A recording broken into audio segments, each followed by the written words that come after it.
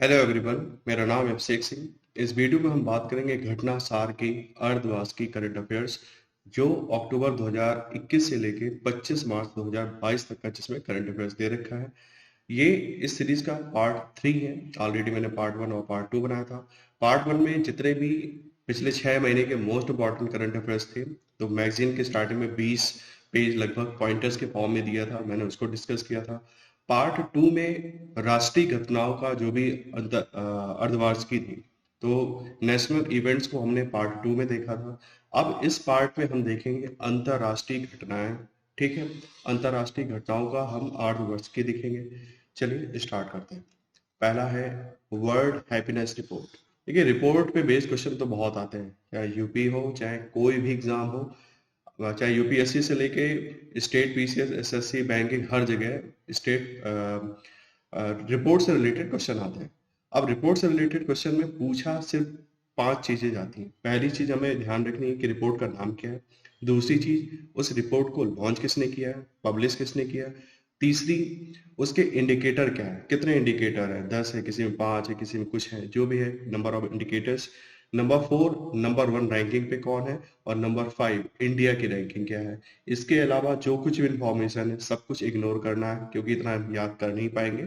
और इन्हीं से ही रिलेटेड जो भी प्रीवियस क्वेश्चन पेपर का जो एनालिसिस, वो यही कहता है कि इन्हीं से ही हमारे क्वेश्चन बन जाते हैं। चलिए स्टार्ट करते हैं। World happiness report. तो संयुक्त राष्ट्र की ओर से 18 मार्च 2022 को विश्व प्रसन्नता रिपोर्ट, वर्ल्ड हैप्पीनेस रिपोर्ट 2022 जारी की गई। इस रिपोर्ट में भारत को, अब देखिए भारत की रैंकिंग आ गई। भारत की रैंकिंग क्या है, 136 है। ठीक है, जबकि फिनलैंड फिनलैंड को 5वें साल लगातार क्या है, नंबर 1 पर है। फिनलैंड नंबर 1 पर है। भारत की 136वीं रैंक है। रिपोर्ट का नाम है वर्ल्ड हैप्पीनेस रिपोर्ट। किसने लॉन्च की, संयुक्त राष्ट्र संघ ने की। तो हमारे जो मेन क्वेश्चन थे पहले पैराग्राफ से खत्म हो गए। वर्ल्ड हैप्पीनेस रिपोर्ट को संयुक्त राष्ट्र वर्ल्ड हैप्पीनेस रिपोर्ट 2022 को संयुक्त राष्ट्र स्थायी विकास उपाय network, United nation sustainable development solutions network की ओर से जारी किया गया। ठीक है, जारी किया गया। इसमें कोविड 19 और विश्व की अन्य घटनाओं से लोगों पर पड़ने वाले प्रभाव पर ध्यान केंद्रित किया गया है। इस रिपोर्ट को तैयार करने में लोगों की खुशी के साथ आर्थिक और सामाजिक आंकड़ों का भी अध्ययन किया जाता है। रिपोर्ट में कई फैक्टर्स के आधार पर, मुख्य रूप से व्यक्तियों द्वारा प्रतिक्रियाओं के आधार पर राष्ट्रीय खुशी की रैंकिंग शामिल है। इसमें सामान्यतः जीडीपी की बात होती है, सामाजिक समर्थन, स्वस्थ जीवन, जीवन विकल्प बनाने की स्वतंत्रता, उदारता और भ्रष्टाचार की धारणा जैसे कई फैक्टर्स के आधार पर रैंकों को, जो कंट्रीज होते हैं, इनको रैंक दी जाती है। 2022 की सूची में जहां भारत को 22 में 136वां स्थान है, 21 में कितना था, 139वां स्थान था।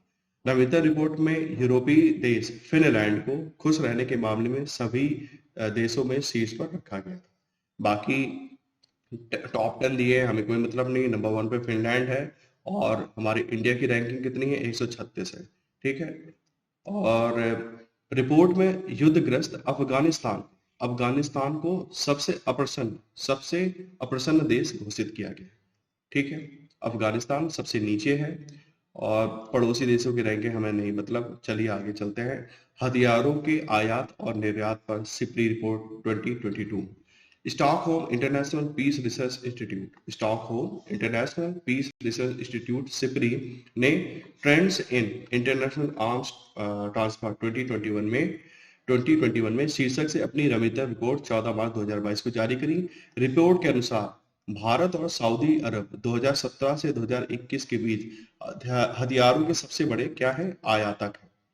सबसे बड़े आयातक के रूप में उभरे हैं। दोनों देशों की वैश्विक हथियारों की बिक्री में 10% हिस्सेदारी है। मिस्र, ऑस्ट्रेलिया, चीन क्रमशः शीर्ष 5 में से अगले 3 सबसे बड़े आयातक हैं। रिपोर्ट ने भारत को सूची में सबसे शीर्ष हथियार आयातक रूप के देश में रखा है। भारत का कुल हथियार आयात इस अवधि के दौरान 85% 3 देशों से, रूस, फ्रांस और यूएस से हुआ है। भारत को हथियारों के लिए यह शीर्ष 3 बड़े निर्यातक थे। ठीक है, संयुक्त राष्ट्र अमेरिका ने 39% हिस्सेदारी के साथ 2017 से 2021 के बीच के दौरान दुनिया के सबसे बड़े हथियार निर्यातक के रूप में अपना स्थान बनाया है। ठीक है, 39% अमेरिका ने 39% हिस्सेदारी के साथ अपना सबसे ज्यादा इन्होंने बेचा है। वहीं इसके बाद रूस का नंबर है, फिर फ्रांस का नंबर है, फिर चाइना का नंबर है, फिर जर्मनी का नंबर है। ठीक है, 2017 से 2021 के दौरान भारत दुनिया का 23वां सबसे बड़ा आयात हथियार निर्यातक रहा है। तो भारत भी बेच रहा है, तो बेचने के नाम पे हम कहाँ हैं? 23वें नंबर पे, जिसकी विश्व निर्यात में हिस्सेदारी इस अवधि में कितनी है? केवल 0.2% है। ठीक है, नेक्स्ट क्या है? Freedom of the world report 2022, America स्थित एनजीओ फ्रीडम हाउस द्वारा मार्च 2022 में freedom in world 2022 the global expense of authoritarian rule शीर्षक वाली रिपोर्ट की जारी की गई, जो राजनीतिक अधिकारों और नागरिक स्वतंत्रता का आकलन करती है। Freedom of the world 2022 report के अनुसार लगातार दूसरे वर्ष भारत को लोकतंत्र और मुक्त समाज के मामले में आंशिक रूप से मुक्त, पार्टली फ्री देश का दर्जा मिला। ठीक ना, ये इनका कहना है कि भारत पार्टली फ्री कंट्री है। भारत ने 2022 में 100 में से 66 अंक प्राप्त किए थे, 2021 में 67 मार्क्स गेन किए थे। भारत 2020 में एक स्वतंत्र देश था जब इसका स्कोर कितना था? 71 था, जो लगातार 2 वर्षों से गिरता चला रहा है। इंटरनेट स्वतंत्रता में भारत ने केवल 49 स्कोर बनाया है, जो युगांडा के समान स्कोर है। यहाँ भी स्कोर में गिरावट आई है। कारण है सरकारों द्वारा बढ़ते इंटरनेट शटडाउन, कम इंटरनेट पैड और खराब बुनियादी ढांचा। ठीक है, ये सब रीजन है जो इंटरनेट में भी हम युगांडा के बराबर खड़े हैं, ऐसा इस रिपोर्ट का कहना है। भारत का स्वतंत्रता स्कोर बोलोविया, अल्बिया के समान है। सबसे खराब स्कोर करने वाले देशों में दक्षिणी Sudan, Syria, Tibet, Turkmenistan, Eritrea और उत्तर कोरिया शामिल हैं। दुनिया भर में 69 देश वर्तमान में स्वतंत्र नहीं है। कितने? अब ये सब छोड़ दीजिए, सिर्फ हमें इंडिया से मतलब था, वो हमने देख लिया। देखिए, स्वतंत्र देशों में 2021 की तुलना में 82 से 85 तक की वृद्धि हुई है। इस श्रेणी में New Zealand, Canada, Uruguay, Netherlands, Luxembourg, Ireland, Denmark के साथ फिनलैंड और स्वीडन, नॉर्वे ने एक परिपूर्ण 100 अंक हासिल किए। तो ये कंट्री सबसे ज्यादा स्वतंत्र है, इस रिपोर्ट का कहना है। रिपोर्ट के मुख्य बिंदु इग्नोर करते हैं। रिपोर्ट के बारे में 25 संकेतक, इस रिपोर्ट में कितने संकेतक हैं? 25 संकेतक हैं, जिसमें राजनीतिक अधिकारों और नागरिक स्वतंत्रता की श्रेणियों में बांटा गया है, ताकि यह निर्धारित किया जा सके कि किस देश या क्षेत्र की सभी की स्थिति स्वतंत्र, आंशिक रूप से स्वतंत्र या स्वतंत्र नहीं है। ठीक है, स्वतंत्र, आंशिक रूप से स्वतंत्र या स्वतंत्र नहीं है, ये तीन इनके वो है। एफएटीएफ की बैठक में पाकिस्तान को ग्रे लिस्ट में बने रहने का निर्णय। ठीक है, financial action task force FATF का वर्चुअल सत्र 1 से 5 मार्च 2022 में कहाँ हुआ? पेरिस में हुआ। इस सत्र की अध्यक्षता किसने करी? जर्मनी ने करी। जर्मनी के डॉक्टर मार्कस प्लियर ने की। इसमें दुनिया के 200 से अधिक सदस्यों और पर्यवेक्षक संगठनों ने हिस्सा लिया है। इसमें अंतर्राष्ट्रीय मुद्रा कोष, संयुक्त राष्ट्र और Egmont group of financial intelligence इकाइयां शामिल थी। बैठक में एफएटीएफ ने एक बार फिर से पाकिस्तान को संदिग्ध देशों की सूची ग्रे लिस्ट में जून 2022 तक रखने का निर्णय लिया है। 8 बार दी गई आखिरी समय सीमाओं के बावजूद पाकिस्तान आतंकवाद के वित्त पोषण को नियंत्रित करने में असफल रहा है। इसे वर्ष 2018 में ग्रे लिस्ट में डाला गया था। ये 2018 से ग्रे लिस्ट में ही है। एएफटीएफ की ब्लैक लिस्ट में ईरान और उत्तर कोरिया भी शामिल है। एफएटीएफ की इस बैठक में संयुक्त अरब अमीरात को भी ग्रे लिस्ट में डाल दिया गया है। ठीक ना, अब ये भी इंपॉर्टेंट हो गया कि संयुक्त अरब अमीरात को भी ग्रे लिस्ट में डाल दिया गया है। ठीक है, नेक्स्ट क्या है? Democracy report 2022। डेमोक्रेसी रिपोर्ट का नवीनतम संस्करण कब आया? ठीक है, स्वीडन के गोथेनबर्ग विश्वविद्यालय से वीडेम वैरायटी ऑफ डेमोक्रेसी संस्थान, वीडेम वैरायटी ऑफ डेमोक्रेसी संस्थान के द्वारा जारी की गई है रिपोर्ट का शीर्षक क्या है? लोकतंत्र रिपोर्ट 2022, निरंकुशता की बदलती प्रकृति।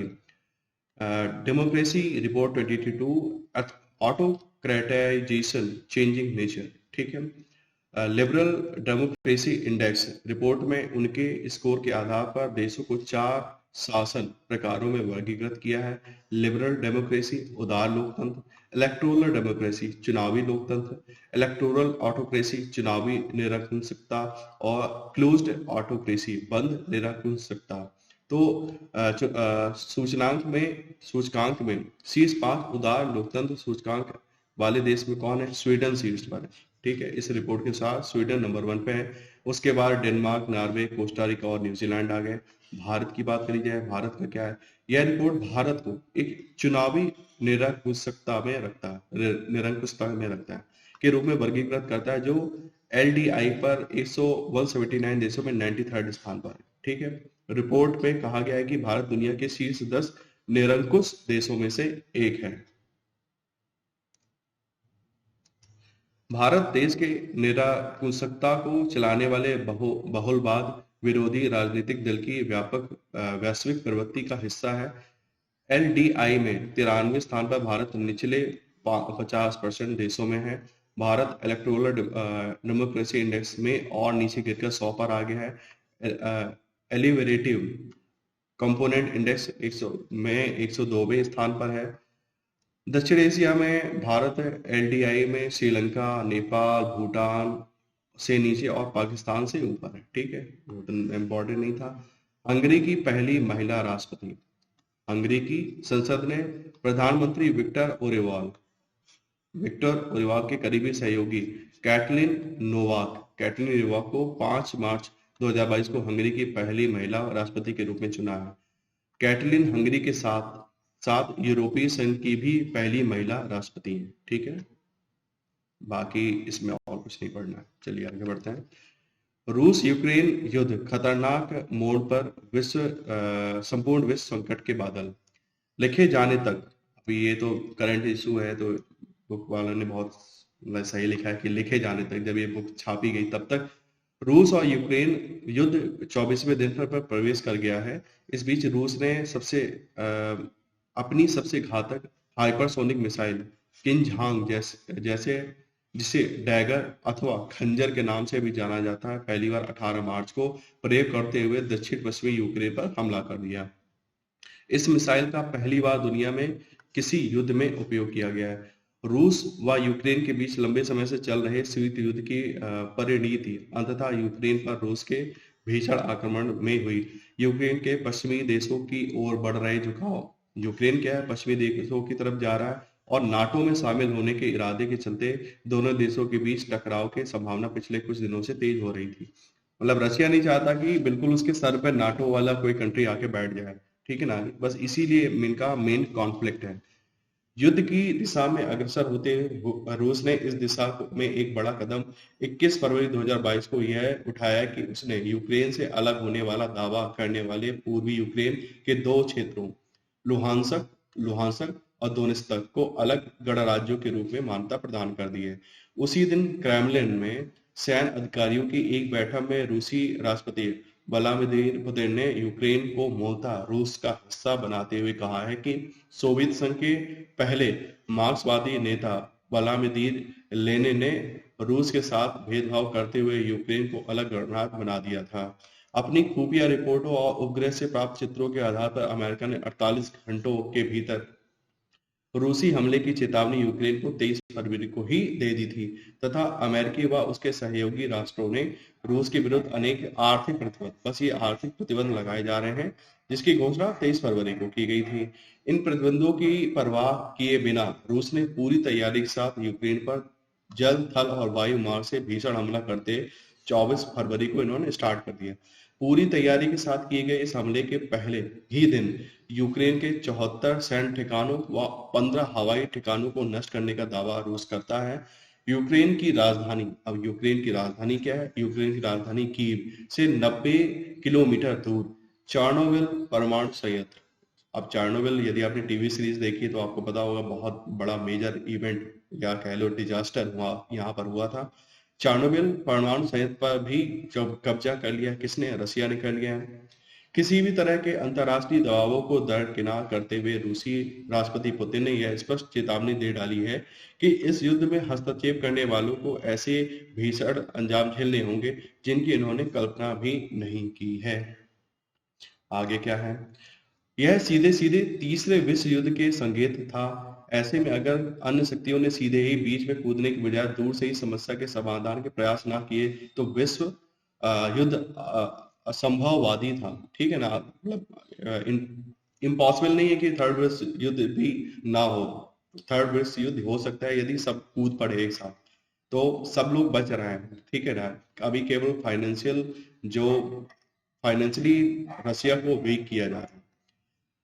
भारतीय प्रधानमंत्री श्री नरेंद्र मोदी ने भी रूसी राष्ट्रपति से फोन पर बात करके ईमानदार व गंभीर बातचीत के जरिए मतभेद सुलझाने की सलाह दी है। श्री मोदी की चिंता यूक्रेन में रह रहे हजारों भारतीयों, विशेषतः वहां शिक्षा अध्ययन कर रहे छात्रों को लेकर हुई थी।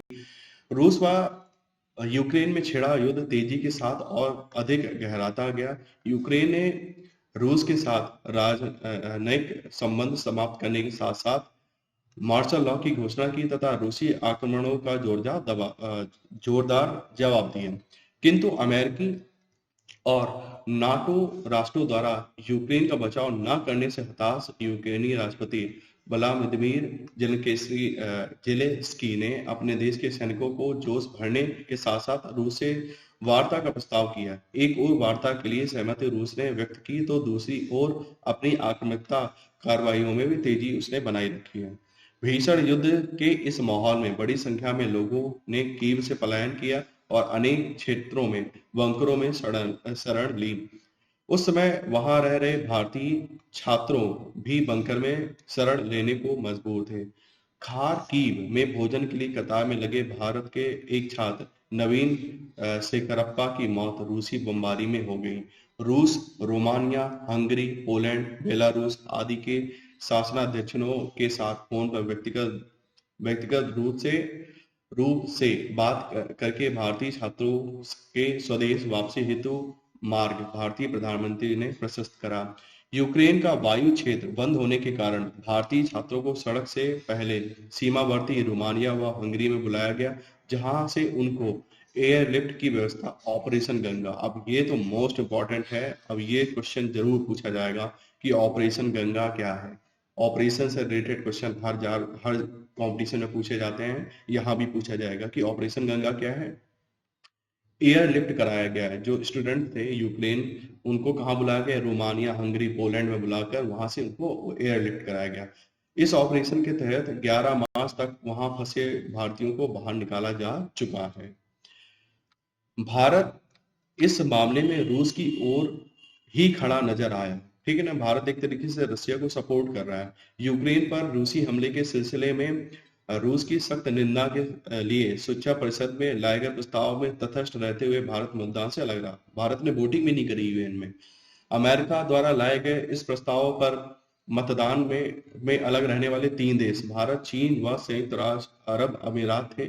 सुरक्षा परिषद के 11 सदस्यों ने प्रस्ताव के पक्ष में मत दिया। 15वां देश रूस था, जो इस सुरक्षा परिषद का अध्यक्ष था। अपनी वीटो पावर का प्रयोग करते हुए रूस ने अपने विरुद्ध आए इस प्रस्ताव को पारित होने से रोक दिया। 28 फरवरी को एक अन्य मतदान में भी भारत ने स्वयं को मतदान से अलग रखा। इंडिया किसी भी वोटिंग में पार्टिसिपेट नहीं करा।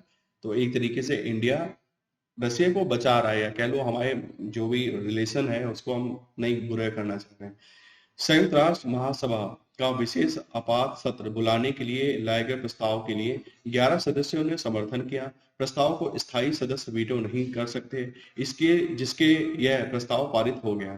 तदनुरूप महासभा की विशेष बैठक 28 फरवरी को बुलाई गई। महासभा की 2 मार्च 2022 को संपन्न इस बैठक में बेलारूस, उत्तर कोरिया, इटली व सीरिया सहित 5 देशों ने रूस के पक्ष में मत दिया, जहां भारत समेत 34 देशों ने मतदान में अनुपस्थिति दी। ठीक है ना? यहाँ भी इंडिया ने वोटिंग नहीं की, बस निंदा की जा रही है। रूस की निंदा व युद्ध रोकने के लिए लाए गए इस प्रस्ताव का 141 देशों ने समर्थन किया। इस प्रकार 3 बार रूस के साथ रहते हुए उसके विरुद्ध संयुक्त राष्ट्र में लाए गए प्रस्ताव पर भारत मतदान में अनुपस्थिति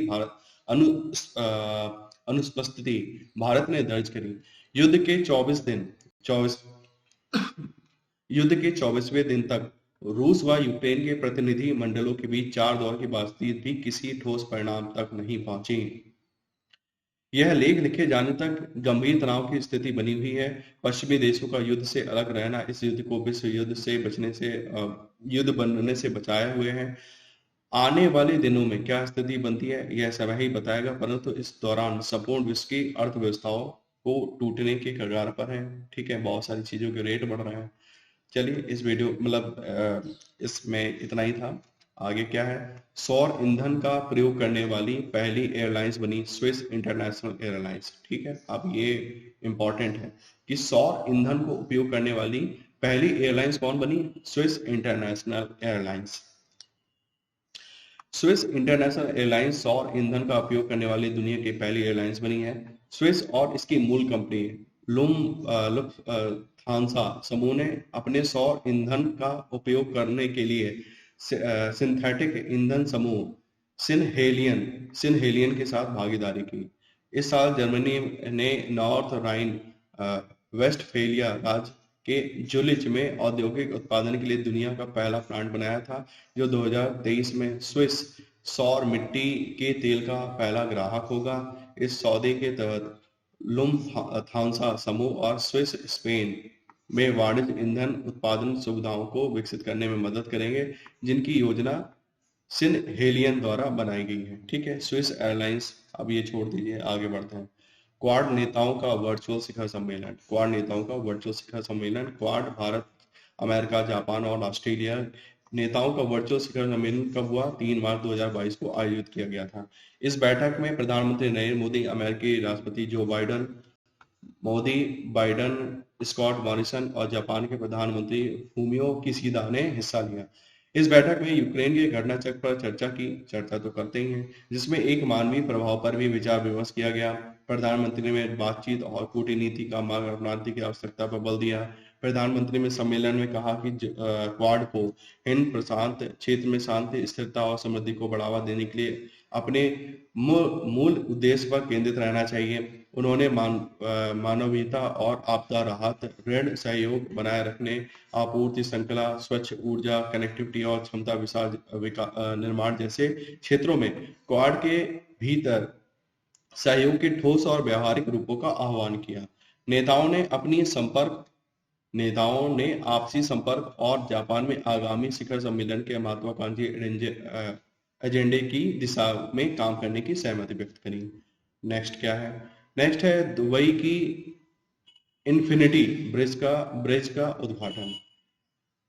16 जनवरी 2022 को दुबई, संयुक्त अरब अमीरात में बहुप्रतीक्षित इन्फिनिटी ब्रिज पहली बार आयात के लिए खोला गया।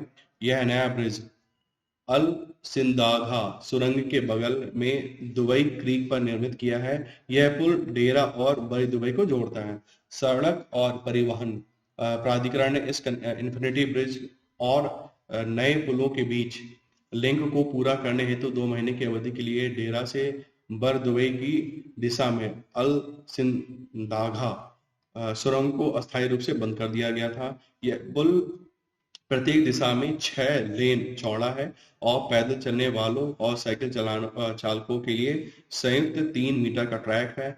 यह पुल 300 मीटर लंबा और 22 मीटर चौड़ा है। पहली बार 2018 में इस पुल के निर्माण के बारे में घोषणा की गई थी। इन्फिनिटी ब्रिज 5.3 बिलियन दिरहम की अल सिंदाघा कॉरिडोर परियोजना का हिस्सा है। ठीक है, इन्फिनिटी ब्रिज कहाँ लॉन्च हुआ था, ये दुबई में लॉन्च हुआ था, बस इसके अलावा और कुछ भी याद करने की जरूरत नहीं है।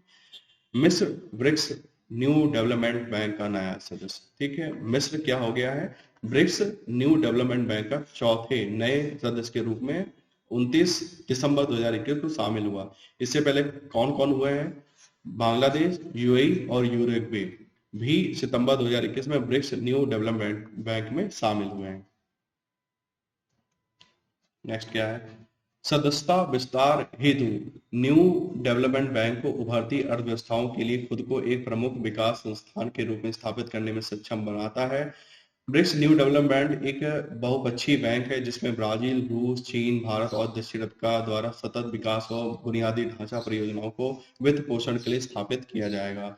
न्यू डेवलपमेंट के सदस्य देशों की नई सूची क्या है? अभी कौन कौन सदस्य हो चुके हैं? ब्राजील, रूस, भारत, चीन, दक्षिण अफ्रीका, बांग्लादेश, संयुक्त अरब अमीरात, मिस्र और यूरुग्वे। ये केवल 9 हैं, इसलिए ये क्वेश्चन बना देते हैं। ये 4 ऑप्शन दे देंगे कौन है कौन नहीं है, इस टाइप का क्वेश्चन बन सकता है, क्योंकि अभी केवल 9 ही है। तो कौन कौन है?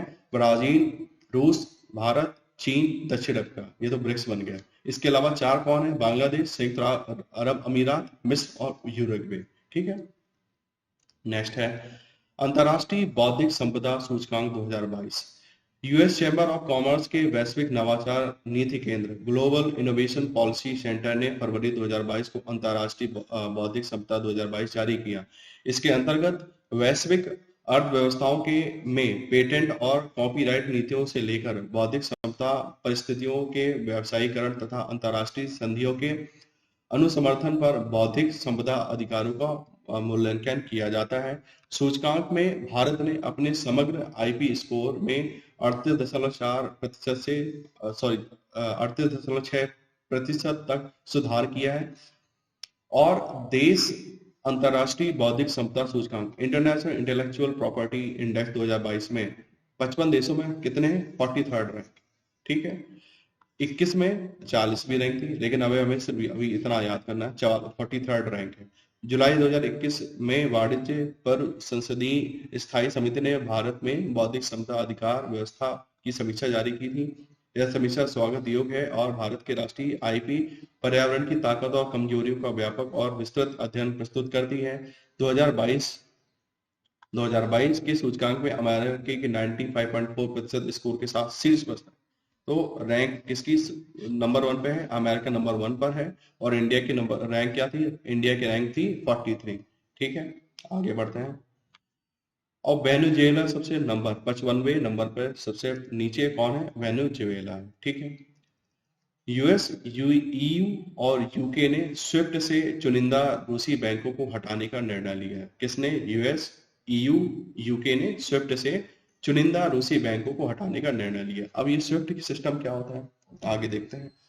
रूस द्वारा यूक्रेन पर हमले के विरोध में 26 फरवरी 2022 को अमेरिका, यूरोपीय संघ, ब्रिटेन ने रूस पर आर्थिक प्रतिबंध लगाते हुए उसके कुछ बैंकों को स्विफ्ट सिस्टम से बाहर कर दिया है। साथ ही उसकी 63,000 करोड़ डॉलर की संपत्ति को फ्रीज कर दिया है। प्रमुख वैश्विक शक्तियों ने इस महत्वपूर्ण जवाबी कार्रवाई की घोषणा करते हुए एक संयुक्त बयान जारी किया है कि यह सुनिश्चित करेगा कि ये बैंक अंतर्राष्ट्रीय वित्तीय प्रणाली से अलग हो जाएं और वैश्विक स्तर पर काम करने की उनकी क्षमता को नुकसान पहुंचे। स्विफ्ट क्या होता है? Society for world wide internet bank financial telecommunication. ठीक है। स्विफ्ट फुल फॉर्म क्या है? ये भी बहुत इंपॉर्टेंट एग्जाम में पूछा जाएगा।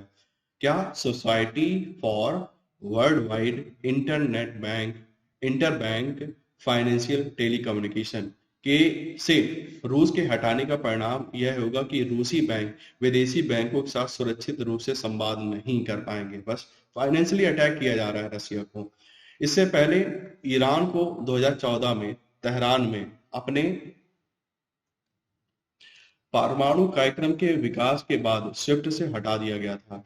यह घोषणा यूक्रेन पर अकारण हमले के लिए लगाए जाने वाले संयुक्त प्रतिबंधों के कई दौरों का पालन करती है। इस बयान के अलावा यूएसए और उसके सहयोगी ने घोषणा की है कि वे रूस के केंद्रीय बैंक को अपने अंतर्राष्ट्रीय भंडार को उनके तरीकों से प्रयोग करने से रोकने के लिए प्रतिबंधात्मक उपाय लागू करेंगे जो उन पर लगाए गए प्रतिबंधों को कमजोर कर सकें। स्विफ्ट, फिर से स्विफ्ट के बारे में पढ़ लेना बहुत इंपॉर्टेंट है इस बार के लिए, क्योंकि न्यूज में खूब चल रहा था ये। मतलब जैसे इंडियन एक्सप्रेस में मैं देख रहा हूँ, मतलब हफ्तों भर से स्विफ्ट स्विफ्ट स्विफ्ट चल रहा है। स्विफ्ट का फुल फॉर्म तो पूछ ही लेंगे। स्विफ्ट का मतलब society for world wide internet bank inter bank financial telecommunication. Society for world wide inter bank financial telecommunication 3-4 बार पढ़ लिया, अब तो याद रहेगा। और यह एक स्वतंत्र उद्यम है जो बेल्जियम स्थित। कहाँ है? बेल्जियम में स्थित है। स्विफ्ट भारत समेत 200 से अधिक देशों के और क्षेत्रों के लगभग 11,000 बैंकों और वित्तीय संस्थानों के बीच एक आंतरिक संचार तंत्र के रूप में कार्य करता है। ठीक है, बहुत इंपॉर्टेंट है। नेक्स्ट क्या है? नेक्स्ट है भ्रष्टाचार। क्या हो गया? भ्रष्टाचार बोध सूचकांक 2021, भ्रष्टाचार बोध सूचकांक 2021। जर्मनी की संस्था कौन है ये? Transparency international. ये हर साल लेके आती है क्या? भ्रष्टाचार बोध सूचकांक, करप्शन परसेप्शन इंडेक्स। ठीक है ना, परसेप्शन है। ये कब लॉन्च करी गई? 25 जनवरी 2021 को लॉन्च करी गई। विभिन्न देशों में भ्रष्टाचार की स्थिति से संदर्भित भ्रष्टाचार बोध सूचकांक सीपीआई का मान 0 से 100 के बीच रहता है। किसी भी देश के लिए भ्रष्टाचार बोध सूचकांक का मान जितना कम होता है, संबंधित देश में भ्रष्टाचार का स्तर उतना अधिक माना जाता है। जितना कम स्कोर उतना ज्यादा भ्रष्टाचार वहां हो रहा है। सूचकांक का अधिक मान कम भ्रष्टाचार की स्थिति को दर्शाता है। यह सूचकांक विगत वर्षों में आकलित किए जाते रहे हैं, जिसमें रैंक का निर्धारण कम भ्रष्टाचार देश से अधिक भ्रष्टाचार वाले देश की होता है। इस प्रकार सर्वोच्च सूचकांक वाले देश को सर्वोच्च रैंक प्रदान की जाती है, जो न्यूनतम भ्रष्टाचार की स्थिति को प्रदर्शित करता है। जबकि सबसे कम भ्रष्टाचार सूचकांक वाले देश अर्थात सर्वाधिक भ्रष्टाचार वाला देश सबसे नीचे रहेगा। 2021 में, वर्ष 2021 के भ्रष्टाचार बोध सूचकांक में 88 सूचकांकों के साथ 88 सूचकांक के साथ संयुक्त रूप से फिनलैंड और न्यूजीलैंड और डेनमार्क ये नंबर 1 पे रहे। तो ठीक है ना, 3 कंट्रीज हैं, फिनलैंड, न्यूजीलैंड और डेनमार्क। वहीं दक्षिणी देश साउथ सूडान 180वें स्थान पर था। भारत की रैंक क्या है? भारत की पिछले वर्ष 2020 के लिए यह सूचकांक 40 आकलित था और 180 देशों में 86 रैंक थी। 2021 की रिपोर्ट में भी भारत के लिए सूचकांक 40 है, किंतु 180 देशों में भारत का स्थान 86 से एक स्थान सुधरकर अब कितना हो गया है? 85 हो गया। तो ऊपर वाला नहीं, हमें सिर्फ ये वाला याद करना है। 2021 में हमारी रैंक कितनी हो गई है? 85। इंडिया की रैंक है 85। अब बाकी छोड़ दो, बाकी हमें नहीं पढ़ना है। नंबर 1 पे हमने देख लिए। नंबर 1 पे कौन कौन थे? फिनलैंड, न्यूजीलैंड और डेनमार्क। नंबर लास्ट पे कौन है? दक्षिणी सूडान। और भारत की रैंक है 85। और कुछ मतलब का नहीं है।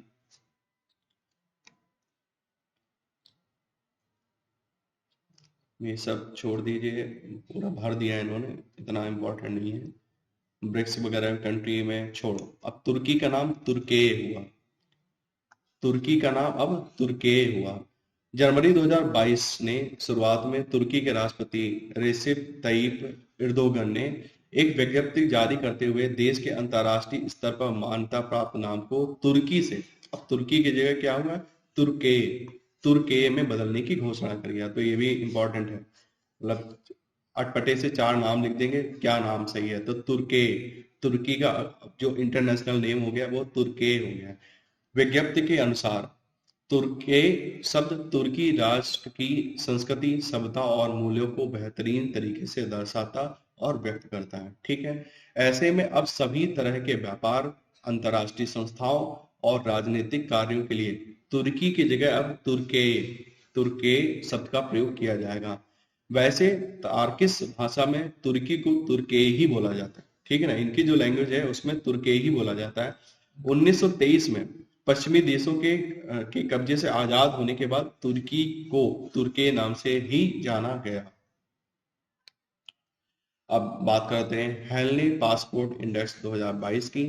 ठीक है, हेनली पासपोर्ट 2022 में जनवरी 2022 में लॉन्च करी गई। क्या? Henley passport index 2022।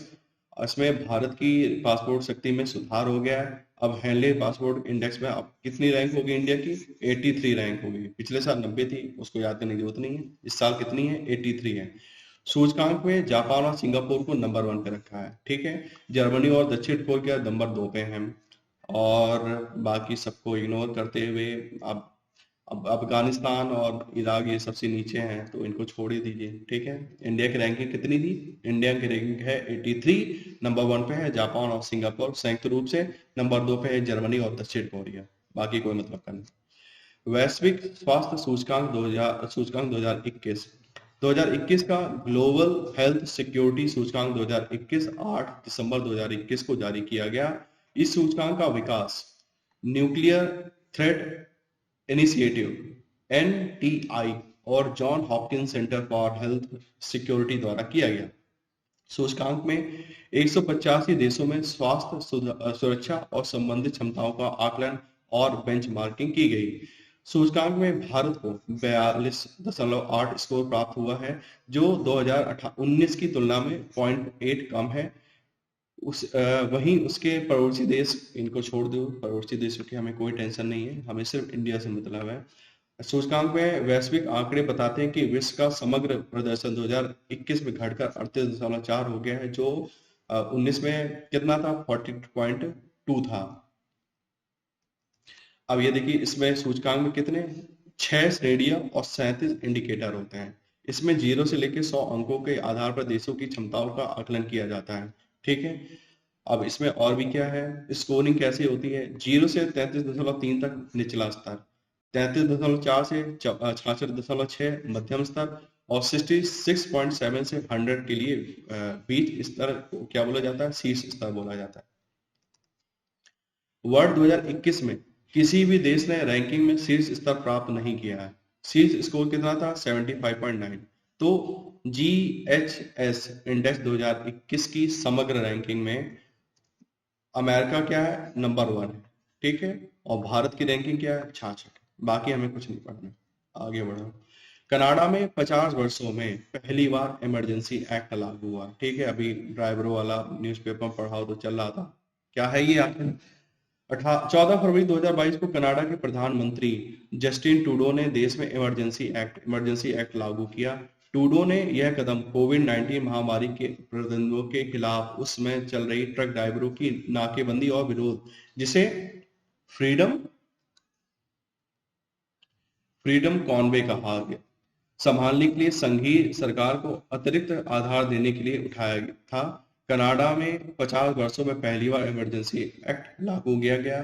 पुलिस द्वारा हथियारों के साथ 11 लोगों को गिरफ्तार करने के बाद, जो संयुक्त राज्य के साथ सीमा को अवरुद्ध कर रहे थे, आपातकाल को लागू किया गया। कनाडा के इतिहास में यह केवल दूसरी बार है जब शांति काल में ऐसी शक्तियों का प्रयोग किया गया।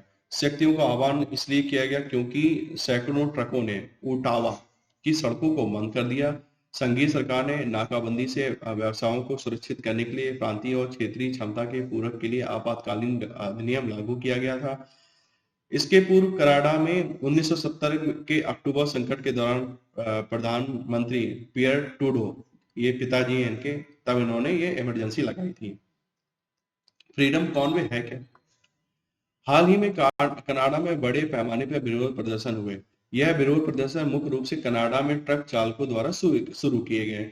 दरअसल कनाडा की सरकार ने सीमा पार आवाजाही के लिए ट्रक चालकों के लिए कोविड-19 वैक्सीन अनिवार्य कर दी है। उन्होंने कहा जिसको कोविड-19 वैक्सीन लगवाएगा उसको आने जाने देंगे, जिसमें कनाडा में प्रवेश करते समय ट्रक चालकों को टीकाकरण का प्रमाण प्रस्तुत करना होता है। सरकार के इस निर्णय से नाराज होकर सैकड़ों की संख्या में ट्रक चालक अपने ट्रकों के साथ राजधानी ओटावा की ओर रवाना हो गए। कनाडा के ट्रक चालक इसे अपनी स्वतंत्रता के विरुद्ध मान रहे हैं। इन प्रदर्शनकारियों को देश विदेश के कई लोगों को समर्थन प्राप्त भी हुआ। ट्रक चालकों के इस आंदोलन को फ्रीडम कॉनवे नाम दिया गया। ठीक है, यूनाइटेड किंगडम में ऑक्टोपस, क्रैब और लॉबस्टर संवेदनशील जीव घोषित कर लिए हैं। तो अब इस तरह से क्वेश्चन बन सकता है, हाल ही में किस देश ने ऑक्टोपस, क्रैब और लॉबस्टर को संवेदनशील जीव घोषित किया है, तो इसका आंसर हो जाएगा यूनाइटेड किंगडम। ठीक है, नवंबर 2021 में यूनाइटेड किंगडम की सरकार ने ऑक्टोपस, क्रैब और लॉबस्टर को संवेदनशील जीव, सेंसिटिव बीइंग घोषित किया है। इसका अर्थ है इन जीवों में कुछ मात्रा में चेतना होती है जिससे वे दर्द और पीड़ा का अनुभव कर सकते हैं। लंदन स्कूल ऑफ इकोनॉमिक्स के विशेषज्ञों द्वारा इस संबंध में रिपोर्ट तैयार की गई है, जिसे ब्रिटेन की सरकार ने मान्यता दी। इन विशेषज्ञों ने 300 प्रजातियों के सेफलोपोड्स जैसे ऑक्टोपस, रिग्स और कटलफिश और डेकापॉड्स जैसे क्रैब और लॉबस्टर पर किए गए अध्ययन के बाद यह निष्कर्ष यूनाइटेड किंगडम सरकार को सौंपा था, और सरकार ने सिफारिश की थी इन्हें संवेदनशील जीव की मान्यता दी जाए। इस रिपोर्ट में इस बात की भी अनुशंसा की गई है कि लॉबस्टर और क्रैब को जीवित रहते उबाला नहीं जाना चाहिए। ठीक है ना, आप लोग बहुत कुछ खाते हैं तो वो क्या है, लॉबस्टर वगैरह को, क्रैब को सीधा जिंदा ना उबालें। यूनाइटेड किंगडम में इस दिशा में काम करने के लिए the animal welfare synthesis bill तैयार किया गया है, जिसके पारित होते ही कानूनी स्तर पर ऑक्टोपस, क्रैब और लॉबस्टर को संवेदनशील जीवित घोषित किया गया है। तो ठीक है, यूनाइटेड किंगडम ने ऐसा किया है। एंटीगुआ और बारबूडा अंतर्राष्ट्रीय सौर गठबंधन का 102वां सदस्य। ठीक है, ये वाली चीज तो हमने जब वो वीडियो नंबर 1 पार्ट 1 में भी देखा था। कौन कौन जुड़े हैं? एंटीगुआ और बारबूडा अंतर्राष्ट्रीय सौर गठबंधन का 102वां सदस्य है। कैरिबियाई राष्ट्र एंटीगुआ और बारबूडा भारत के नेतृत्व वाली वैश्विक हरित ऊर्जा पहल अंतर्राष्ट्रीय सौर गठबंधन फ्रेमवर्क समझौते पर 4 जनवरी 2022 को हस्ताक्षर करके 102वें सदस्य के रूप में अंतर्राष्ट्रीय सौर गठबंधन में शामिल हो गया।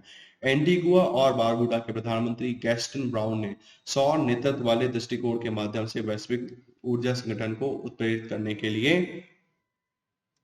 लिए गुयाना में भारतीय उच्चायुक्त डॉक्टर के.जे. श्रीनिवासन की उपस्थिति में रूपरेखा समझौते पर हस्ताक्षर किए।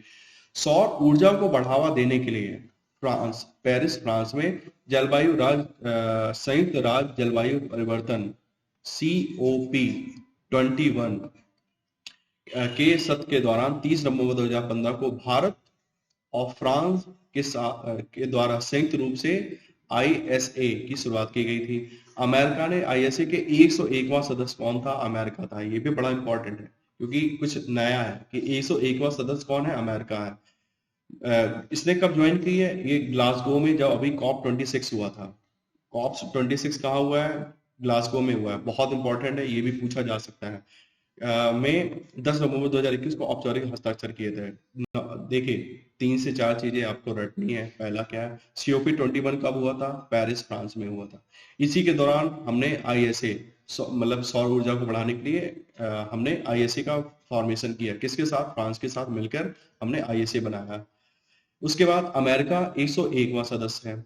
ठीक है, अमेरिका के बाद हमारा 102वां सदस्य कौन है? एंटीगुआ और बारबूडा 102वां सदस्य है। बस इतना इंपॉर्टेंट है। और एक चीज और इंपॉर्टेंट है, COP26 कहाँ हुआ? ये ग्लासगो में हुआ। ठीक है, ग्लासगो में हुआ। कहाँ है? UK में।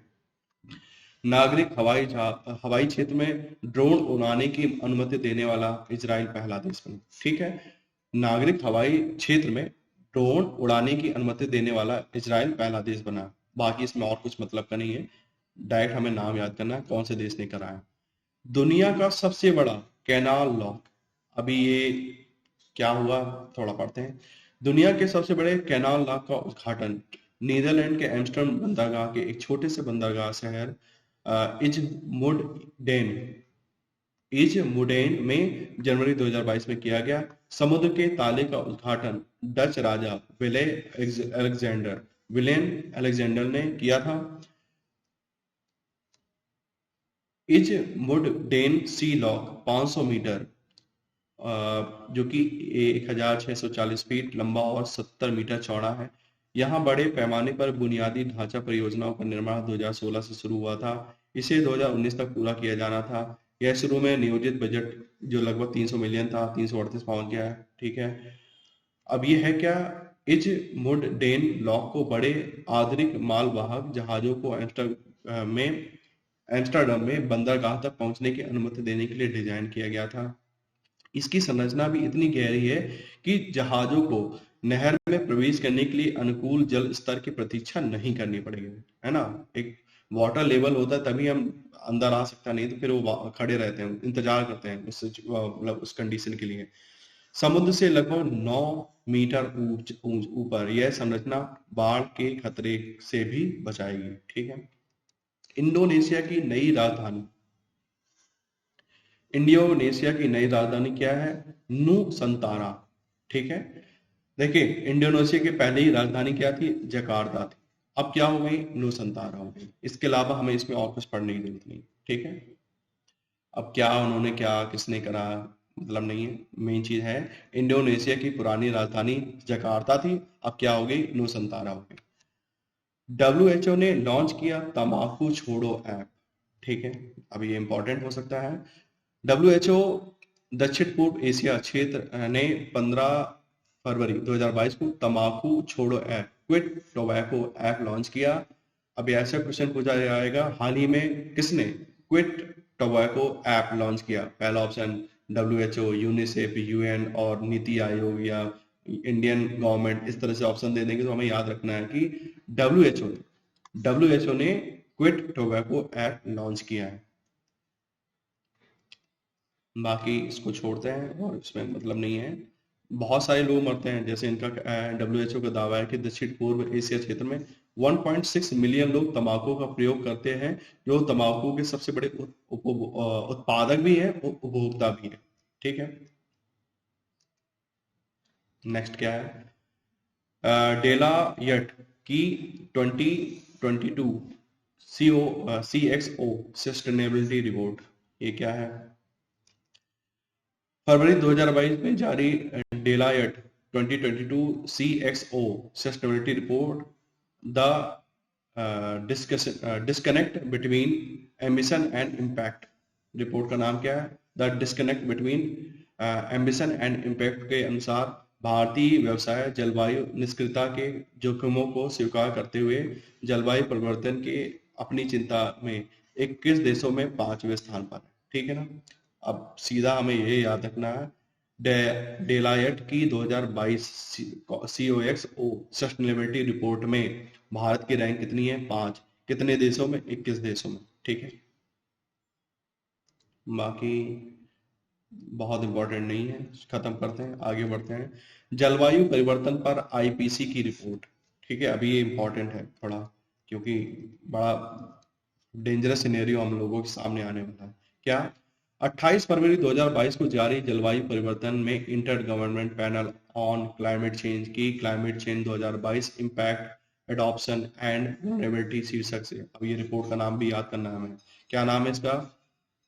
इसका नाम है इम्पैक्ट एडॉप्शन एंड वल्नरेबिलिटी शीर्षक से एक IPCC ने रिपोर्ट जारी की है कि अत्यधिक जलवायु परिस्थितियां दक्षिण एशिया में खाद्य सुरक्षा के लिए खतरा पैदा कर रही हैं और बाढ़ तथा सूखे के कारण भारत और पाकिस्तान जलवायु परिवर्तन के प्रति सबसे अधिक संवेदनशील हैं, क्योंकि हमारी फूड सिक्योरिटी इम्पैक्ट होगी यदि क्लाइमेट चेंज बहुत अग्रेसिवली हो रहा है, जो कि हो रहा है।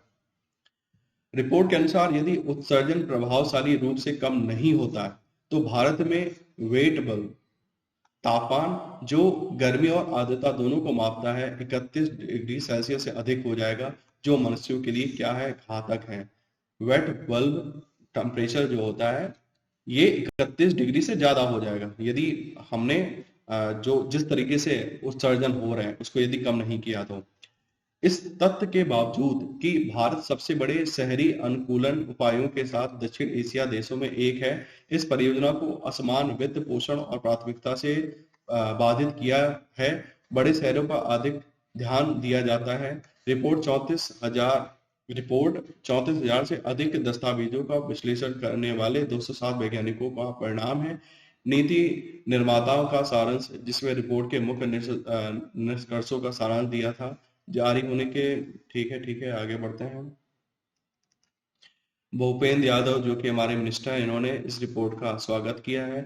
IPCC के अध्ययन के अनुसार हिंदुकुश पर्वत श्रृंखला में ग्लेशियर पिघलने से नदी के जल प्रवाह में अस्थायी रूप से सुधार हो सकता है, लेकिन ग्लेशियर द्रव्यमान में दीर्घकालिक नुकसान के कारण यह अल्पकालिक होगा।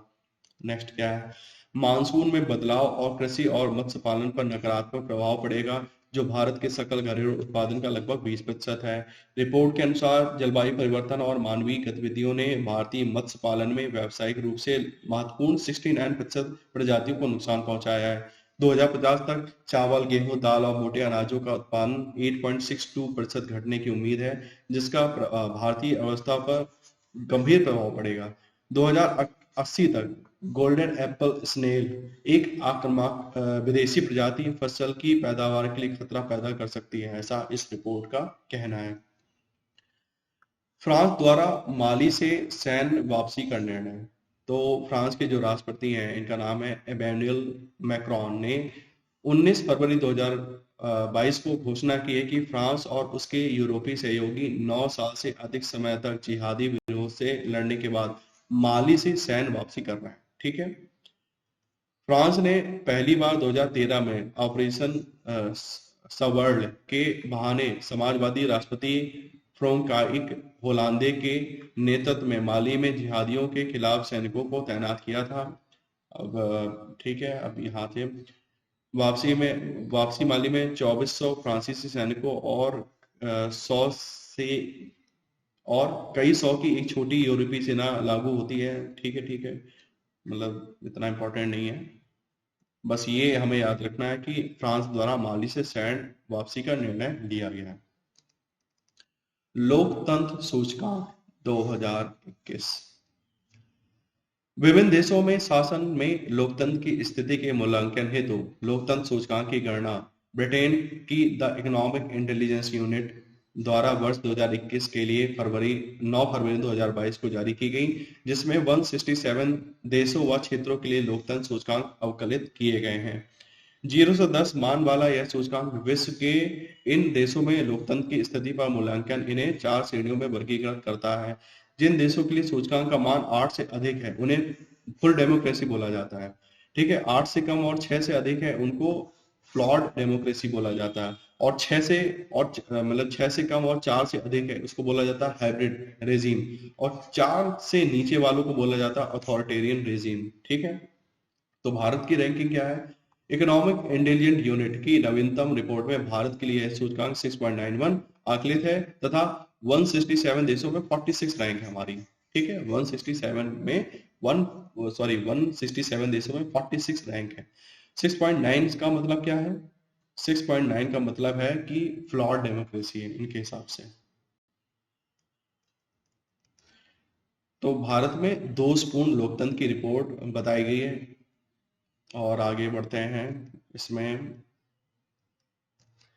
लोकतंत्र सूचकांक 2021 की दृष्टि से विश्व का शीर्ष स्थान पर कौन है? नॉर्वे शीर्ष स्थान पर है। ठीक है, नंबर 2 तीसरे पे न्यूजीलैंड और फिनलैंड है। और इंडिया की रैंकिंग कितनी थी? 46 थी। अभी हमने ऊपर देखा इंडिया की रैंकिंग थी 46। ठीक है, ये है 46। बाकी सब छोड़ते हैं, इतना इंपॉर्टेंट नहीं है। चलिए थोड़ा देख लेते हैं शीर्ष 5 देशों में कौन है? Norway, New Zealand, Finland. ठीक है, 3 से ज्यादा हम नहीं पढ़ेंगे, याद भी तो करना है भाई। और सबसे नीचे कौन है? अफगानिस्तान है। भारत की रैंक भारत है 46 पे। ठीक है, जितने भी पड़ोसी देश हैं उनसे सबसे सही। अब आगे है वैश्विक जलवायु परिवर्तन प्रदर्शन सूचकांक 2022। कॉप 26 के साथ साथ 11 नवंबर 2021 को German watch, new climate institute तथा क्लाइमेट एक्शन नेटवर्क द्वारा संयुक्त रूप से संकलित वैश्विक जलवायु परिवर्तन प्रदर्शन सूचकांक CCPI global climate change performance index 2022 का 18वां संस्करण जारी किया गया। इस सूचकांक में तो इस सूचकांक में भारत को 10वें स्थान पर रखा गया। ठीक है, भारत 10वें स्थान पर था और डेनमार्क को नंबर 1 सर्वोच्च रैंक पे रखा है। और बाकी कंट्रीज को हम इग्नोर करेंगे। अब आते हैं ग्लोबल ड्रग पॉलिसी इंडेक्स 2021। नवंबर 2021 में हार्म रिडक्शन कंसोर्टियम द्वारा जारी ग्लोबल ड्रग पॉलिसी 2021 के पहले संस्करण में भारत 30 देशों में कहाँ है? 18वें नंबर। ठीक है, सूचकांक में नॉर्वे, न्यूजीलैंड, पुर्तगाल, यूनाइटेड किंगडम और ऑस्ट्रेलिया के मानवीय और स्वास्थ्य संचालित रोग दवा नीतियों पर शीर्ष 5 देशों के रूप में स्थान दिया गया। किसको? नॉर्वे, न्यूजीलैंड, पुर्तगाल, यूनाइटेड किंगडम और ऑस्ट्रेलिया को। यह दवा नीतियों और उनके कार्यान्वयन का एक डेटा संचालित वैश्विक विश्लेषण है जो ऐसे समय में आया है जब भारत सरकार नारकोटिक्स ड्रग एंड साइकोट्रोपिक पदार्थ अधिनियम 1985 के प्रावधानों की समीक्षा कर रहा है। हार्म रिडक्शन कंसोर्टियम नेटवर्क का एक वैश्विक कंसोर्टियम है। यह इसका लक्ष्य है वैश्विक रूप से वॉर ऑन ड्रग को चुनौती देना, नुकसान कम करने वाली सेवाओं तक पहुंच बढ़ाना और नुकसान में कमी के लिए संसाधनों को बढ़ाने की वकालत करता है। ठीक है, अब टॉप 5 कंट्रीज फिर से देख लेते हैं। नंबर 1 पे नॉर्वे था, फिर न्यूजीलैंड था, फिर पुर्तगाल है, यूके है, ऑस्ट्रेलिया है। सबसे नीचे कौन है? मैक्सिको। मैक्सिको में तो ड्रग कार्टल्स चलते हैं। ठीक है, दी मूवीज वगैरह देखते हो, टीवी सीरीज में होते हैं, कहाँ? मैक्सिकन। ठीक है, हर जगह मैक्सिकन ही दिखाते हैं। अब यही है कि नशीली दवाएं होंगे, क्या होगा उससे? लिंग, जाति, यौन अभिविन्यास के आधार पर समान रूप से प्रभावित करती है, सबको इफेक्ट करता है। सूचकांक में भारत का इफेक्ट क्या है, मतलब प्रदर्शन क्या है? 30 देशों में भारत की 18वीं रैंक है। ठीक है, अब बाकी हम छोड़ देते हैं। अब ये बहुत इंपॉर्टेंट, COP26 जलवायु सम्मेलन कहाँ हुआ था? ग्लासगो में हुआ था। अब इसमें क्या क्या हुआ, इसको एक बार ढंग से समझ लेते हैं, बहुत इंपॉर्टेंट। यूनाइटेड किंगडम द्वारा 31 अक्टूबर से 12 नवंबर 2021 तक आयोजित COP26 संयुक्त राष्ट्र जलवायु परिवर्तन सम्मेलन की मेजबानी की गई। इस वर्ष पक्षकारों के इस 26वें सम्मेलन कॉन्फ्रेंस ऑफ पार्टीज COP 26 का आयोजन ग्लासगो के स्कॉटिश इवेंट कैंपस में किया गया। तो मोस्ट इंपॉर्टेंट पहला यही फैक्ट है, ये एग्जाम में जरूर पूछा जाएगा। यूपी में मैं मतलब आर जितने भी एग्जाम होने जा रहे हैं, इस क्वेश्चन को तो पूछा जाएगा कि जो COP26 है ये कहाँ हुआ? ये ग्लासगो में हुआ। सम्मेलन की अध्यक्षता किसने की? भारतीय मूल के वरिष्ठ कैबिनेट मंत्री आलोक शर्मा। अब ये भी बड़ा इंपॉर्टेंट, अब ये इंडियन यूके में बैठ के इस पूरी उसको अध्यक्षता कर रहा है। इस बंदे का नाम क्या है? आलोक शर्मा नाम। ठीक है, आलोक शर्मा ने, भारतीय मूल के ब्रिटिश जो कैबिनेट मिनिस्टर है आलोक शर्मा, इन्होंने इस सम्मेलन की अध्यक्षता करी। बहुत इंपॉर्टेंट है। ग्लासगो समझौते के मुख्य बिंदु क्या है? ये कोयले के उत्पादन को, कोयले के उपयोग को चरणबद्ध तरीके से खत्म करने के लिए प्रावधानों पर विवाद, ग्रीन हाउस गैस उत्सर्जन में कमी, गरीब देशों को धन उपलब्ध कराने को लेकर सरकारों के लिए 2 हफ्ते के कड़े विमर्श के बाद जलवायु परिवर्तन समझौते में अहम ग्लासगो समझौता संपन्न हो गया। कब? 13 नवंबर 2021 को। पृथ्वी को बचाने के लिए 200 देशों की भागीदारी वाली संयुक्त राष्ट्र की 26वीं कॉन्फ्रेंस में भारत ने आखिरी समय में समझौते में ऊर्जा उत्पादन में कोयले का उपयोग रोकने के मुद्दे पर आपत्ति जताई, जिसके बाद समझौते में शामिल रोकने के शब्द को घटाने में परिवर्तित कर दिया। ठीक है ना, इंडिया ने कहा भाई हम रोकेंगे नहीं, धीरे धीरे कम कर लेंगे। ठीक है, कोयले का जो उपयोग है। चीन व ईरान ने इस पर भारत का साथ दिया। अब चाइना तो हमेशा साथ देगा, इन सब चीजों में इंडिया और चाइना हमेशा साथ रहते हैं, जहां पे हमारे इंटरेस्ट होते हैं हमेशा साथ में रहते हैं। अब देख लेना जितने भी इंटरनेशनल इवेंट होते हैं, चाइना और इंडिया लगभग साथ ही साथ है। अब इनका आपस में कॉन्फ्लिक्ट है वो अलग चीज। हालांकि यूरोपीय संघ व अमेरिका सहित कई देशों और संयुक्त राष्ट्र अध्यक्ष इससे खुश तो नहीं थे, लेकिन उन्होंने भारत के तर्कों से सहमत होना पड़ा। स्कॉटलैंड में 13 नवंबर को हुए समझौते पर सभी की सहमति के बाद सम्मेलन एक अतिरिक्त दिन चला। सम्मेलन की सबसे महत्वपूर्ण बात यह रही कि सभी देश पर पहली बार जीवाश्म ईंधन के उपयोग में कमी लाने पर सहमत हुई। ठीक है, फॉसिल फ्यूल्स का हम उपयोग कम करेंगे, ये सभी लोगों ने सहमति जताई, जो कि ठीक है। समझौते में शामिल देश अब अगले साल कार्बन कटौती पर भी सहमत हो गए, ताकि ग्लोबल वार्मिंग को 1.5 डिग्री सेल्सियस से सीमित, इससे ऊपर ना जाने दें। 1.5 डिग्री सेल्सियस से सीमित रखा जा सके। ग्लासगो में COP26 सम्मेलन के दौरान 2022 में COP27 संयुक्त राष्ट्र जलवायु परिवर्तन सम्मेलन की मेजबानी किसको मिली है? मिस्र को। अब ये भी मोस्ट इंपॉर्टेंट है। ठीक है, COP27 की मेजबानी कौन करेगा? मिस्र करेगा। ठीक है, मिस्र के शर्म अल शेख के लाल सागर रिजॉर्ट में सम्मेलन का आयोजन होगा। अब 2000 COP28 का भी अनाउंसमेंट हो गया। 2023 में COP28 कहाँ होगा? संयुक्त अरब अमीरात UAE में होगा। ठीक है, 26 ग्लासगो, 27 मिस्र, 28 UAE। कहीं एक पन्ने में नोट करके रख लीजिए, इसमें क्वेश्चन जरूर आएगा। पक्षकार सम्मेलन कॉन्फ्रेंस ऑफ पार्टीज COP वर्ष 1994 में स्थापित संयुक्त राष्ट्र जलवायु परिवर्तन फ्रेमवर्क अधिसमय united nations climate change framework convention UNFCCC के अधीन कार्य करता है। जलवायु परिवर्तन से लड़ने के प्रयास में प्रधानमंत्री मोदी ने ग्लासगो में संपन्न COP26 शिखर सम्मेलन के दौरान 1 नवंबर 2021 को अपने संबोधन में दुनिया को 1.5 डिग्री सेल्सियस के लक्ष्य को प्राप्त करने के लिए पंचामृत रणनीति। ठीक है, ये भी इनडायरेक्टली कहीं ना कहीं पूछा जा सकता है कि प्रधानमंत्री ने पंचामृत रणनीति किसके लिए दी थी? किसके लिए दी थी पंचामृत? महिला सुरक्षा के लिए दी थी, एग्रीकल्चर की प्रोडक्टिविटी बढ़ाने के लिए थी, या किसानों की आय दुगना करने के लिए, या फिर दुनिया को 1.5 डिग्री सेल्सियस से लक्ष्य को प्राप्त करने से नीचे को जो लक्ष्य है इसको प्राप्त करने के लिए दिया था, इस टाइप का क्वेश्चन बन सकता है, ठीक है ना। तो भारत वर्ष 2070 तक, भारत ने क्या कहा है कि भारत 2070 तक शुद्ध शून्य उत्सर्जन, नेट जीरो कार्बन एमिशन प्राप्त कर लेगा। बड़ा अनाउंसमेंट है क्या, भारत 2070 तक नेट जीरो कार्बन एमिशन प्राप्त कर लेगा। वर्ष 2030 तक भारत यह सुनिश्चित करेगा कि उसकी 50% ऊर्जा आवश्यकताएं अक्षय ऊर्जा से, ठीक है।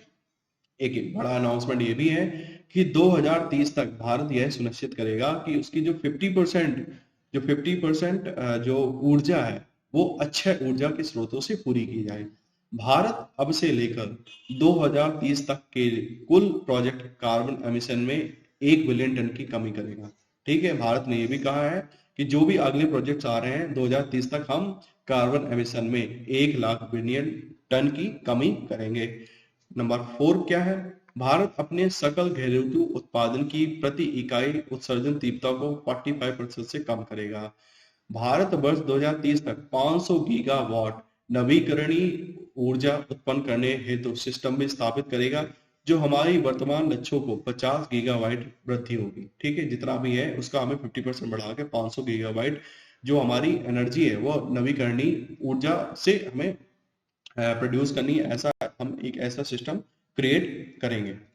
आगे क्या है, आगे की कार्रवाई हेतु भारत ने कुछ सुझाव दिए हैं क्या, जलवायु न्याय भावना के अनुरूप समृद्ध और विकसित देशों द्वारा विकासशील देशों में और सबसे कमजोर लोगों की सहायता हेतु जलवायु वित्त में कम से कम 1 ट्रिलियन राशि प्रदान की जानी चाहिए। ऐसा कहा है कि भैया जो अमीर लोग हो, तुम लोगों ने तो अपना डेवलपमेंट कर लिया, अब हम लोगों की बारी आए तो तुम लोगों ने क्लाइमेट चेंज वाला झुंझुना पकड़ा दिया, तो भैया पैसा दो, कितना दो, 1 ट्रिलियन राशि पैसा दो, ठीक है। समानता के सिद्धांत, समानता के सिद्धांत और सामूहिक किंतु विभेदित जिम्मेदारियों तथा संबंधी क्षमताओं, common but differential responsibility and respective capability, CBDRRC, और देशों के विभिन्न भिन्न भिन्न राष्ट्रीय परिस्थितियों का अभिज्ञान लेने हेतु इसका सम्मान किया जाना चाहिए। कुछ पारंपरिक समुदायों में प्रचलित जीवन यापन के संवहनीय तरीकों को स्कूली पाठ्यक्रम का हिस्सा बनाया जाना चाहिए। जल जीवन मिशन, स्वच्छ भारत मिशन, उज्ज्वला मिशन जैसे कार्यक्रमों को अपनाए जाने में भारत के प्रयासों से सीख मिली है वो विश्व स्तर पर प्रचलित की जानी चाहिए, ऐसा हम लोगों ने कहा है। उत्सर्जन न्यूनीकरण के साथ साथ जलवायु अनुकूलन पर समान रूप से ध्यान देना चाहिए।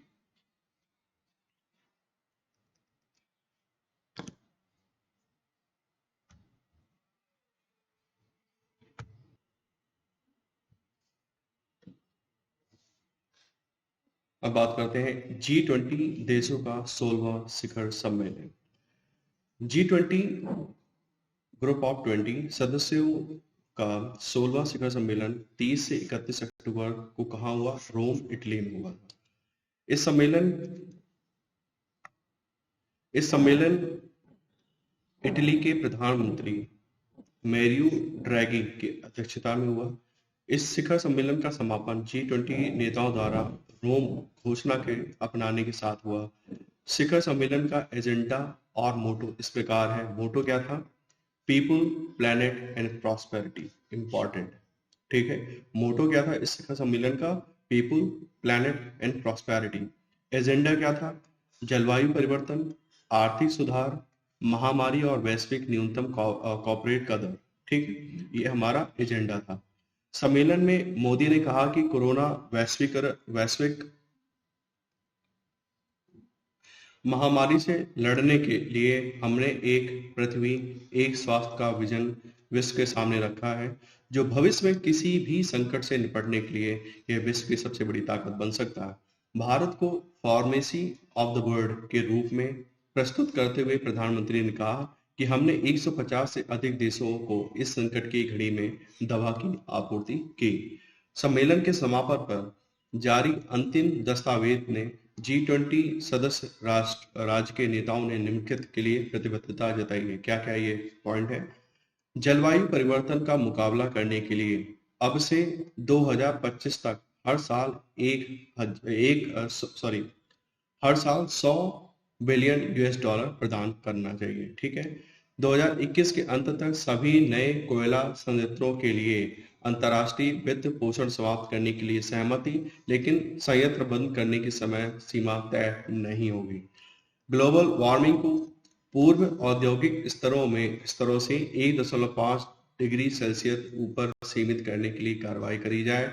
G20 देश 2030 तक जैविक विविधता ह्रास को रोकने और क्षतिपूर्ति की कार्रवाई को मजबूत करने को प्रतिबद्ध हैं। कोविड-19 टीकों के लिए आपातकालीन उपयोग प्राधिकरण EUA पर WHO को मजबूत करना है। G20 की इस बैठक में बहुराष्ट्रीय कंपनियों के लाभ पर न्यूनतम 15% का टैक्स लगाने पर सभी सदस्यों में व्यापक सहमति बनी है, जिसे एक बहुत बड़ी उपलब्धि माना गया है। तो ये सबसे बड़ा मेन इवेंट था कि जो इंटरनेशनल कंपनीज हैं, इनके लाभ पर न्यूनतम 15% का टैक्स लगाया गया है। इस कर के प्रयोग में आने के बाद बहुराष्ट्रीय कंपनियों के लिए कम कर वाले देशों से बच निकलने के रास्ते बंद हो गए। ठीक है। G20 का 17वां शिखर सम्मेलन 2022 में इंडोनेशिया में हो रहा है।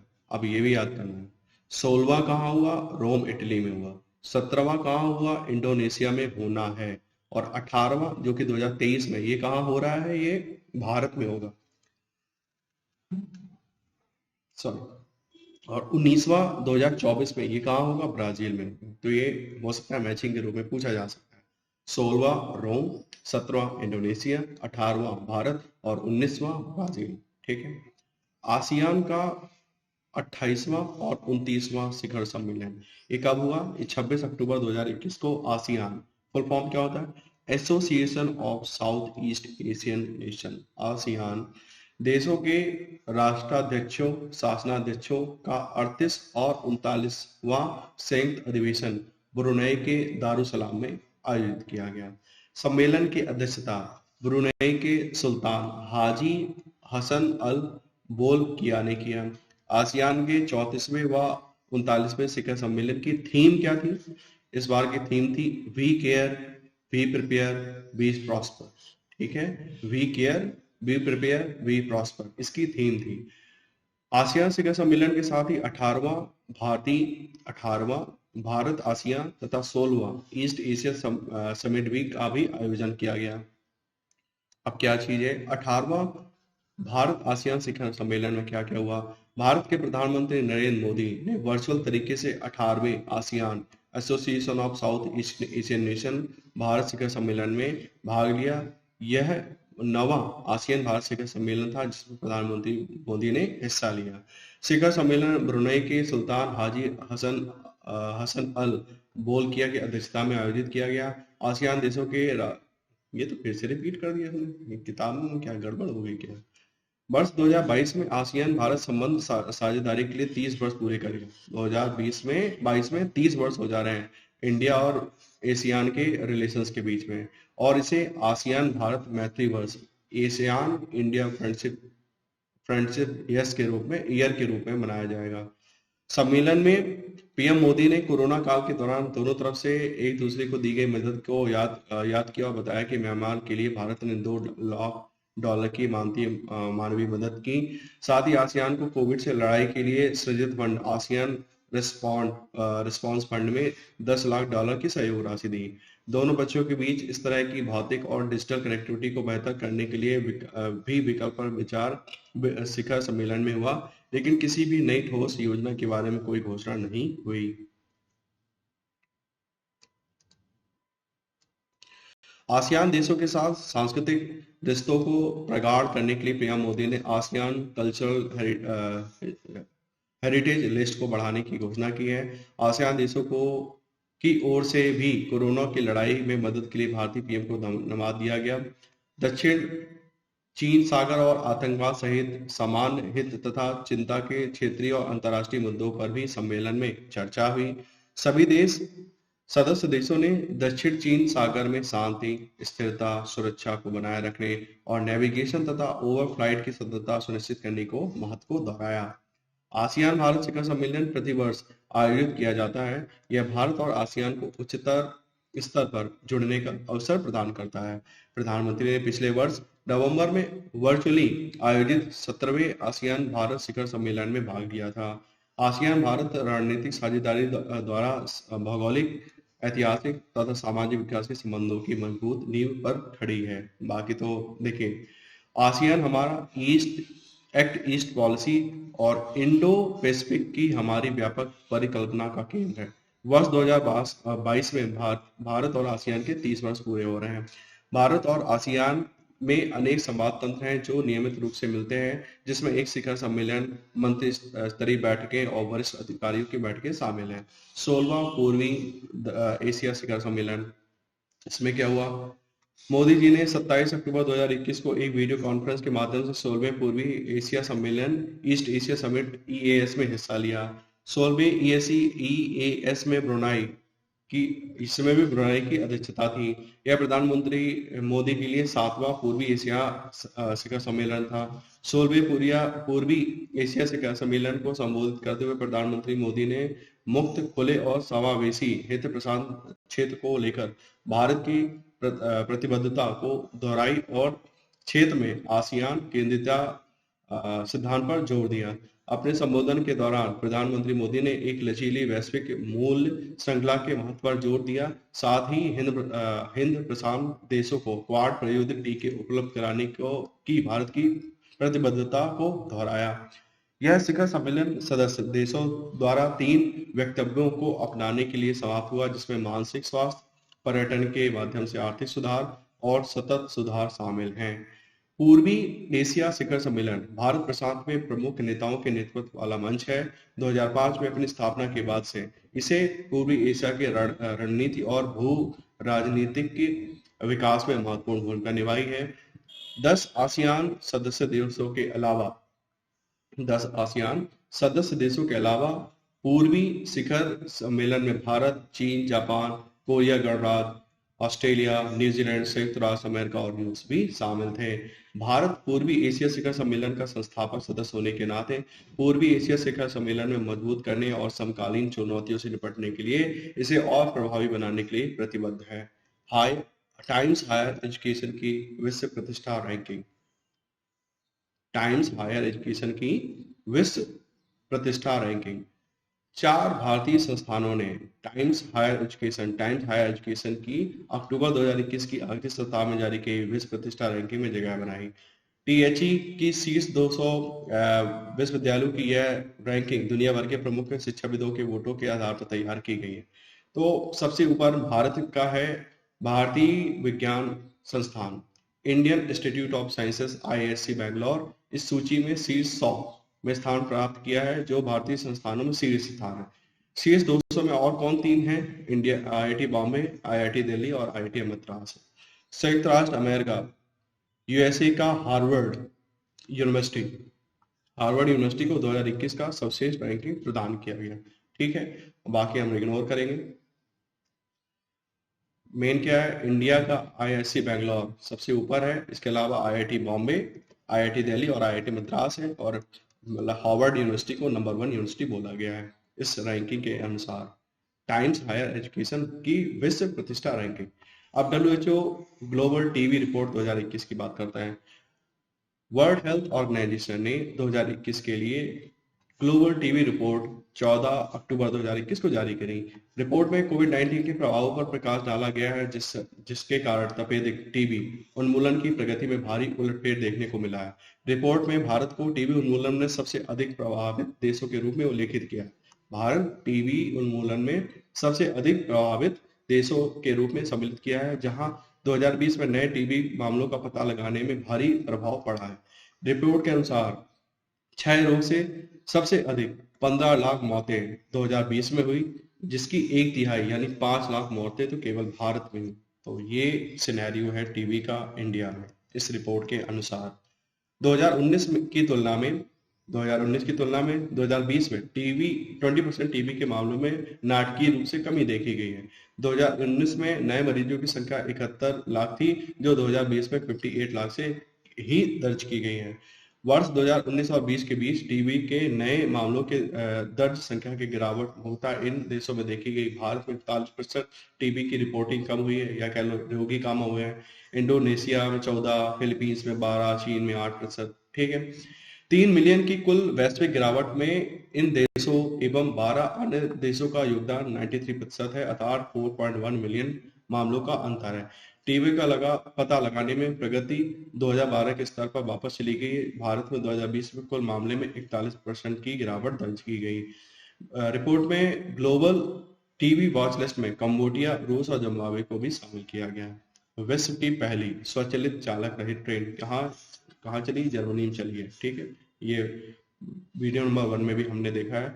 10 अक्टूबर 2021 को जर्मन रेल ऑपरेटर ड्यूस वोहान और औद्योगिक समूह सीमेंस ने हैम्बर्ग शहर में विश्व की पहली पहली स्वचालित चालक रहित ट्रेन का अनावरण किया। ऐसी 4 ट्रेनें उत्तरी शहर के एस बॉर्न रैपिड शहरी रेल नेटवर्क में शामिल होंगी और दिसंबर तक इनके चालू होने की संभावना है। यह पहली बार होगा, तो अब बाकी मेन इंपॉर्टेंट नहीं है, तो हमें ये याद करना है कहाँ चलाई गई। हैम्बर्ग में चलाई गई। हैम्बर्ग कहाँ है?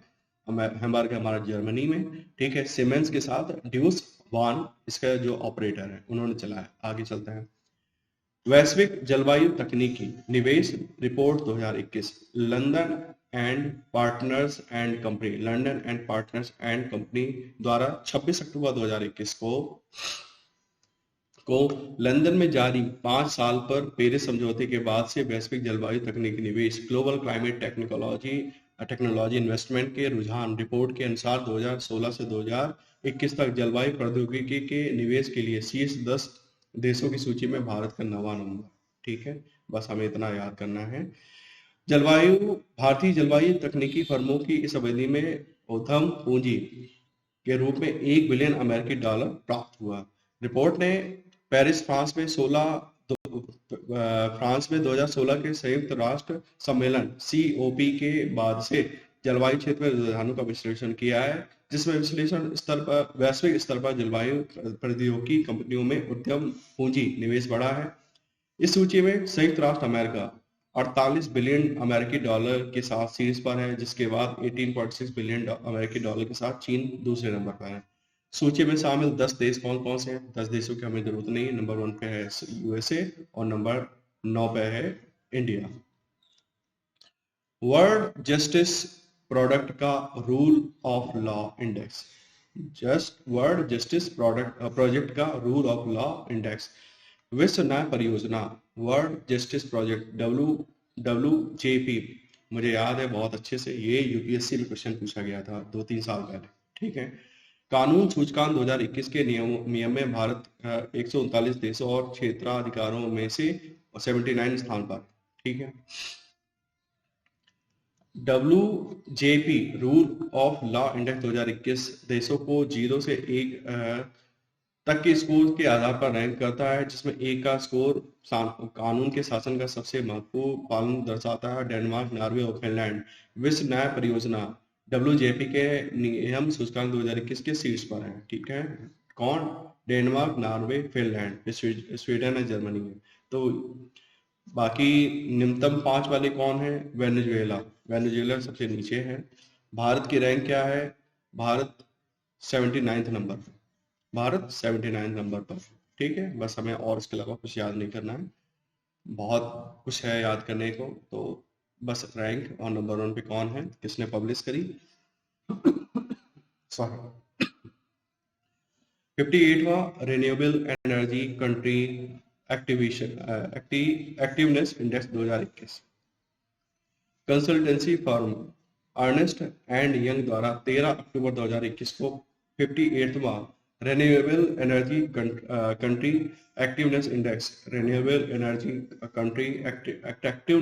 इंडेक्स RECAI जारी किया, जिस इंडेक्स में अमेरिका और चीन क्रमशः पहले और दूसरे स्थान पर है, वहां भारत तीसरे नंबर पर है। ठीक है, तो ये इंपॉर्टेंट है। Renewable energy country attractiveness index में इंडिया की रैंक है तीसरी।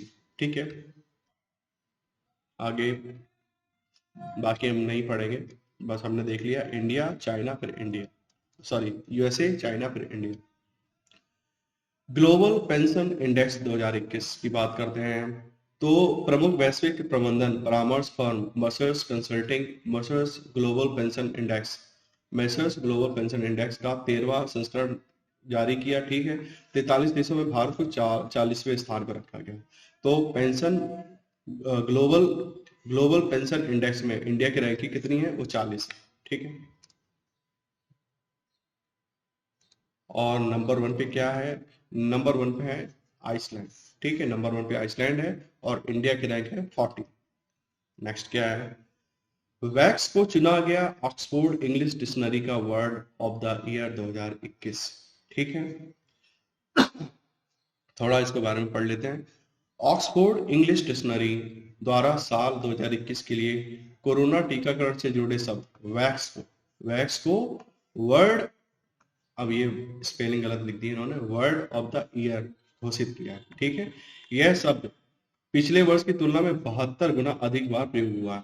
वैक्स शब्द किससे मतलब बना हुआ है, ये वैक्का से मतलब है, इसका मतलब होता है काऊ, गाय। ठीक है ना, ये बड़ा ये यूपीएससी ईपीएफओ में क्वेश्चन पूछा गया था कि जो वैक्स है इसका मतलब क्या होता है, इसका मतलब होता है काऊ, गाय। वैक्स का उपयोग टीकों के लिए संक्षिप्त रूप में किया जाता है, जिसका मतलब है कि किसी व्यक्ति के शरीर में बीमारी होने से बचाने के लिए एक पदार्थ को डालना। कोविड 19 महामारी के कारण टीका से संबंधित शब्दों में 2021 वृद्धि देखी गई, जिसमें डबल, अब ये सब छोड़ दीजिए, वैक्स्ड, अनवैक्स्ड, एंटी वैक्सर जैसे शब्द शामिल हैं। शेष पृष्ठ 115 पे, तो सीधा हम 115 पेज पे पहुंचते हैं। ठीक है, तो पृष्ठ 75 का शेष जो था वो इधर दिया हुआ है, क्या दिया हुआ है, दक्षिण कोरिया ने दुनिया के सबसे बड़े hydrogen fuel cell power plant का उद्घाटन किया है। ठीक है, दक्षिण कोरिया के व्यापार उद्योग और ऊर्जा मंत्रालय ने माना कि इंचियोन इंचियोन के सियोगू में कोरिया सदर्न पावर के सिनिचियन वेट वेट ड्रीम मुख्यालय में दुनिया का सबसे बड़ा हाइड्रोजन पावर प्लांट है, सिंचियन wet dream fuel cell power plant. सिंचियन wet dream fuel cell power plant पूरा हो चुका है, हाल ही में इसका उद्घाटन किया गया है। पावर प्लांट दक्षिण कोरिया की स्वतंत्र बिजली उत्पादन कंपनी पॉस्को इंडिया में भी आई थी, पॉस्को एनर्जी और ड्यूस फ्यूल सेल दूसन दूसन फ्यूल सेल द्वारा संचालित है। इसकी 2017 से 4 चरणों में निर्मित 78 मेगावाट की क्षमता है। इस परियोजना की लागत लगभग 340 बिलियन वॉन मतलब $292 मिलियन थी। इन्वेस्ट इंडिया को वर्ल्ड एसोसिएशन ऑफ इन्वेस्टमेंट का अध्यक्ष चुना गया। इन्वेस्ट इंडिया भारत सरकार को सर्वसम्मति से 2021 से 2023 के लिए जिनेवा स्थित world association of investment promotion agencies WAIPA के अध्यक्ष के रूप में चुना है। इन्वेस्ट इंडिया भारत में निवेश के अवसरों और विकल्पों की तलाश करने वाले निवेशकों की मदद के लिए एक राष्ट्रीय निवेश संवर्धन और सुविधा एजेंसी है।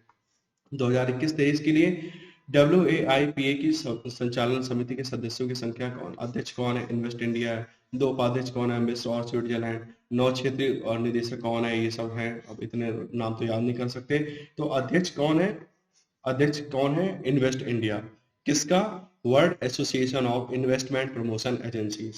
ठीक है, नेक्स्ट क्या है, QS Asia university ranking 2022। QS Asia university ranking 2022 की बात करी जाए तो नवंबर 2021 में QS एशिया यूनिवर्सिटी रैंकिंग 2022 जारी की गई। इस रैंकिंग में 687 एशियाई शिक्षा संस्थानों और विश्वविद्यालयों को शामिल किया गया।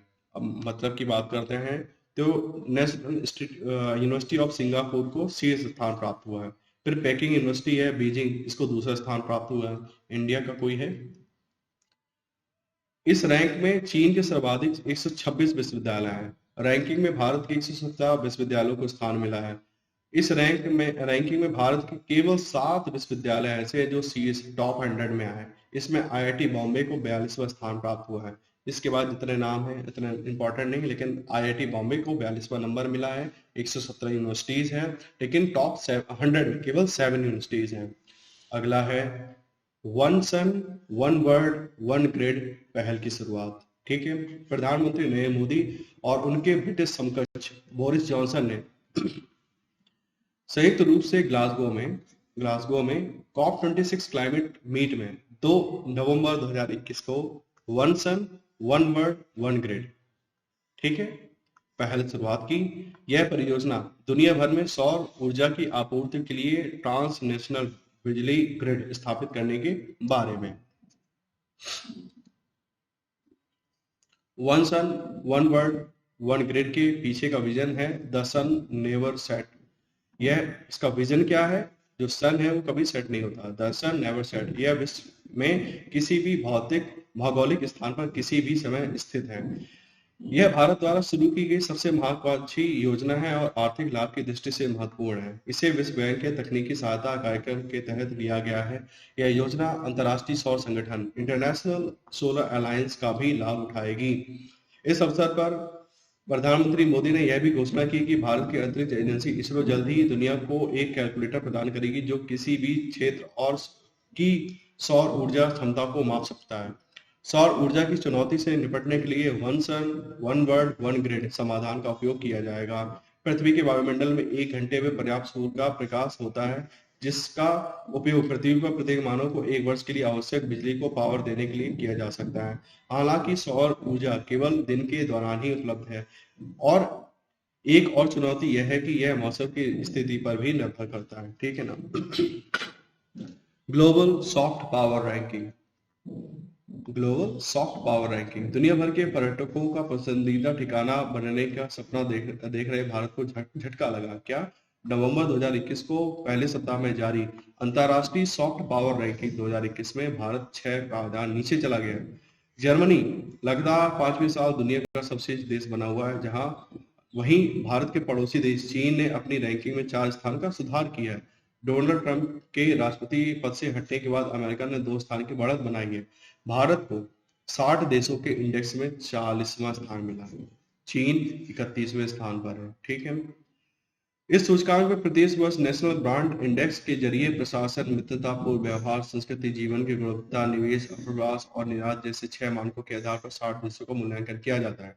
इस साल की रैंकिंग में जर्मनी को लगातार पांचवी बार दुनिया का सर्वश्रेष्ठ देश चुना गया। यही नहीं, जर्मनी ने पहले की तुलना में अपने स्कोर को भी सुधार किया है। भारत की रैंकिंग में गिरावट के कारणों में कोरोना से लोगों के जीवन स्तर में अपेक्षित सुधार न होना, किसान आंदोलन के कारण शासन के स्तर पर भी अंकों में गिरावट, सोशल मीडिया का गलत प्रयोग आदि शामिल हैं।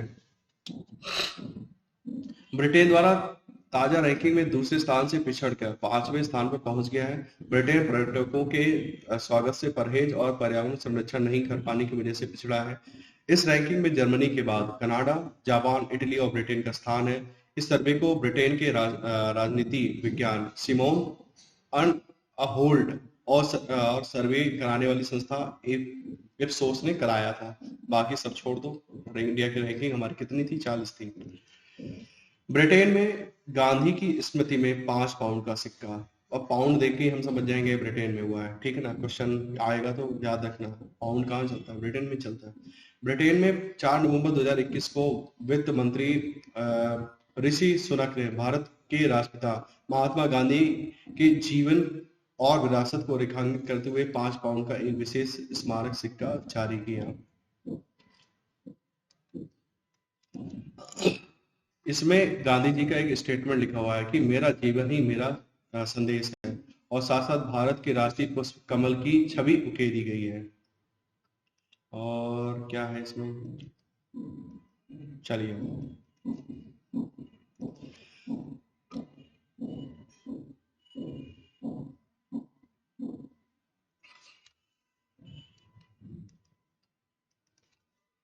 Mozambique forest carbon partnership facility से भुगतान पाने वाला पहला देश।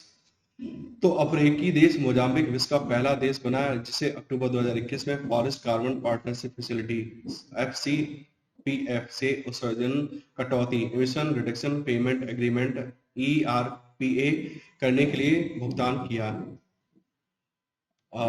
वर्ष 2019 से 100 वर्ष 2019 से 1.28 मिलियन टन कार्बन उत्सर्जन कटौती करने के लिए मोजाम्बिक को फॉरेस्ट कार्बन पार्टनरशिप फैसिलिटी के तहत वर्ल्ड बैंक द्वारा $6.4 मिलियन दिया गया। फॉरेस्ट कार्बन पार्टनरशिप फैसिलिटी सरकारों, व्यवसायों, सोशल सोसाइटी और स्वदेशी पीपुल्स ऑर्गेनाइजेशन का एक ग्लोबल पार्टनरशिप है जिसका मुख्य फोकस क्या है? वनों की कटाई और वनों के अवमूल्यन से होने वाली उत्सर्जन में कटौती करना। इसके अलावा इसका उद्देश्य फॉरेस्ट कार्बन स्टॉक को संरक्षण करना, वनों का धारणीय प्रबंधन करना और विकासशील देशों में कार्बन स्टॉक का संवर्धन करना। इसे 2008 में लॉन्च किया गया था। इसमें 47 विकासशील सदस्य देश शामिल हैं। यहाँ कार्य करता है। इसमें अफ्रीका, एशिया, लैटिन अमेरिका और कैरिबियन देश शामिल हैं। इंडोनेशिया के बाली में UNFCCC कॉप वर्ष 2007 में वर्ल्ड बैंक नेचर कंजर्वेंसी और 9 डोनर्स द्वारा फॉरेस्ट कार्बन पार्टनरशिप फैसिलिटी का विचार किया गया था और 2008 में इसे लॉन्च कर दिया गया था। एलिजाबेथ द्वितीय की जगह बारबाडोस की पहली राष्ट्रपति कौन बनी है? तो कैरिबियन द्वीप बारबाडोस ने अक्टूबर 2021 में गणतांत्रिक देश बनने के प्रयास में अपना पहला राष्ट्रपति चुना है। गणतंत्र बनने की दिशा में इसे एक महत्वपूर्ण कदम माना जा रहा है। यह कदम ब्रिटेन की रानी एलिजाबेथ द्वितीय क्वीन एलिजाबेथ को राज्य के प्रमुख के रूप से हटा दिया गया है। 92 वर्ष की डेम सैंड्रा मेसर्स को उन्हें राष्ट्रपति पद के लिए चुना है। 30 नवंबर 2021 का शपथ ग्रहण कराने के बाद ब्रिटेन से देश की स्वतंत्रता 55 वर्षगांठ का चिन्हित करेगा। चलिए, इसमें इतना ही इंपॉर्टेंट था, नाम याद रखना है हमको। बारबाडोस का इन्होंने एक संक्षिप्त परिचय दिया है, तो इतना इंपॉर्टेंट नहीं है हमारा, ठीक है, प्री के लिए तो नहीं है। श्रीलंका ने भारत से नैनो नाइट्रोजन तरल उर्वरक की पहली खेप प्राप्त करी। किसने? श्रीलंका ने। किससे? भारत से। नैनो नाइट्रोजन तरल उर्वरक। श्रीलंका को 22 अक्टूबर 2021 को भारत ने गैर हानिकारक नैनो नाइट्रोजन तरल उर्वरक की पहली खेप प्राप्त हुई। कुल मिलाकर भारत ने 3.1 मिलियन लीटर उच्च गुणवत्ता वाले गैर हानिकारक नैनो नाइट्रोजन तरल उर्वरक का निर्यात किया है। यह उर्वरक श्रीलंका को मक्का और धान की खेती में मदद करेगा, ठीक है। और इसे इफ्को के द्वारा nano biotechnology research centre NBRC Kalol Gujarat में एक पेटेंट तकनीकी के माध्यम से विकसित किया गया है। चलिए, इस वीडियो में इतना ही।